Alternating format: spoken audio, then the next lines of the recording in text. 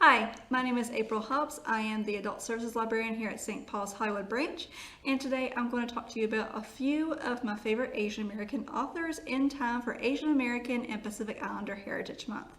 Now, these novels have been released over the past 2 years, so these are relatively newly published. So I'm going to go ahead and get started and talk to you about Where the Wild Ladies Are by Ayaka Matsuda. Now, this is a translated copy, and it's a collection of feminist retellings of Japanese ghost stories and folklore.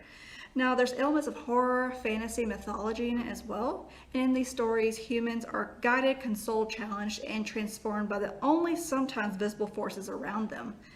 So one of the first stories in the book revolves around this busybody aunt that visits her niece after death to disapprove of her niece using hair removal products. And that's like one of the first stories in the book. And I thought it was very interesting when I first read it. And then there's like another story that is about a spirit that cleans and babysits while a single mother is out working. And these are all very interesting stories, ghost stories, folklore, but some of the stories also tie back to others and some are more standalone. So I think you'll find a story that resonates with you in the book, but these are very interesting feminist retellings of Japanese folklore and myths. So I highly recommend you getting a copy from Ayaka Matsuda. Now the next book I'm going to talk to you about is, if you have read Crazy Rich Asians, if you have watched the movie, you've probably heard the author, Kevin Kwan. Well, last year he released Sex and Vanity, and it's separate from Crazy Rich Asians, but this romance follows Lucy as she is torn between her two cultures, that of her blue-blooded New York father and her American Chinese-born mother. She meets George Zhao on Capri while she's at a wedding, and they have a fateful meeting, but she can't stand him, even though they're kind of drawn to each other. And then the story kind of skips a couple years ahead in time where Lucy has a fiance and she's trying to get this apartment in this really nice building, and she's vacationing in the East Hamptons in New York, and she meets George again. And so they have another fateful meeting and they're immediately drawn to each other, and all kind of hijinks ensue because it kind of like forces Lucy to come to a reckoning about her clash of cultures and what she really wants for her life. And so also you can really travel with this book. I mean, it has settings in Capri, Italy, and it also has settings in East Hampton, New York. So you can travel between these two locales. And it's very similar to Crazy Rich Asians in that it encompasses these ultra wealthy families and these far off locales as well. So if you enjoyed Crazy Rich Asians, you'll definitely enjoy Sex and Vanity by Kevin Kwan. Now the next book I'm going to talk to you about, you've probably heard about it. It is a National Book Award winner. It's Interior Chinatown by Charles Yu. Now, this novel encompasses race, pop culture, immigration, assimilation, and escaping the roles we are forced to play. It follows Willis Wu in his everyday life in Chinatown, where he is a bit player in a procedural cop show, but dreams of being this big kung fu guy. And he stumbles into the spotlight and learns more about Chinatown and his buried family legacy and what that means for him in today's America. And I really like the novel because it talks about these stereotypes and it tries to like debunk these stereotypes, but it also has very interesting writing too, in that it encompasses script writing as well into the story. So if you enjoy satirical kind of reads, Interior Chinatown will be it for you. Now the next book I want to talk to you about is The Library of Legends by Janie Chang.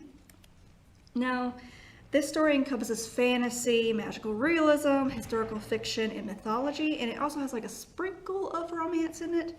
And it's set in China during 1937 when Japan was invading, and it follows Hu Lian as her and her classmates, professors, and staff are evacuating Nanking and their university, Minghua University.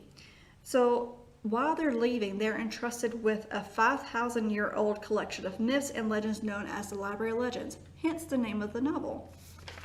And so during the journey, she befriends and forms a romance with a fellow classmate named Liu Xiaoming and his servant named Sparrow. Now, there is some danger along the journey with the rest of the university, and Leon decides to leave the group with Xiao to protect herself and a family secret.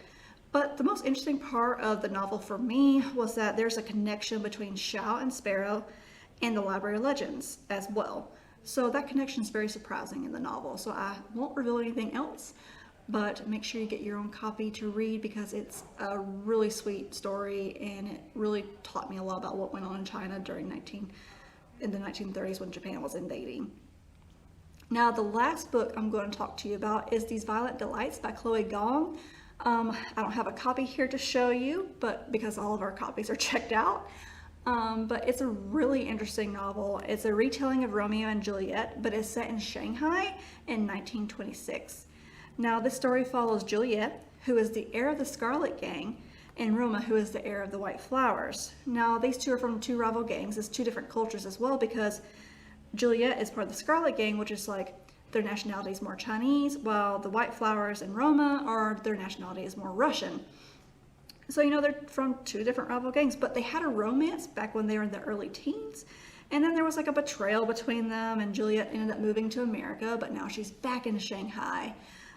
So while she's back in Shanghai, she's taken over her heir duties. And one of these first duties that she has to do is figure out like what this mysterious illness that is attacking both gangs. And so she kind of has to partner up with Roma again and put aside their differences to figure out like what this mysterious illness is, because this mysterious illness makes their own victims claw their own throats out. So it's very gory in some parts of the story, but it's very interesting at the same time. So there's like a little bit of everything in the novel. There's horror, there's romance, there's thriller, there's other genres all dispersed throughout the novel, but it's very interesting. And also the sequel comes out later this year, so make sure you go ahead and read These Violent Delights by Chloe Gong to prepare in time for the sequel, because the book's left on a cliffhanger, and when you have a cliffhanger, you want to know what happens next. So make sure you read the book, get the sequel when it comes out. It's a really interesting retelling of Romeo and Juliet, so highly recommend it. So these are all the novels I'm going to talk to you about today in time for Asian American and Pacific Islander Heritage Month. I hope you enjoyed it as much as I did, and I hope you get a chance to check out these books and get to read them for yourself. Thank you so much for joining me today. I'll see you next time.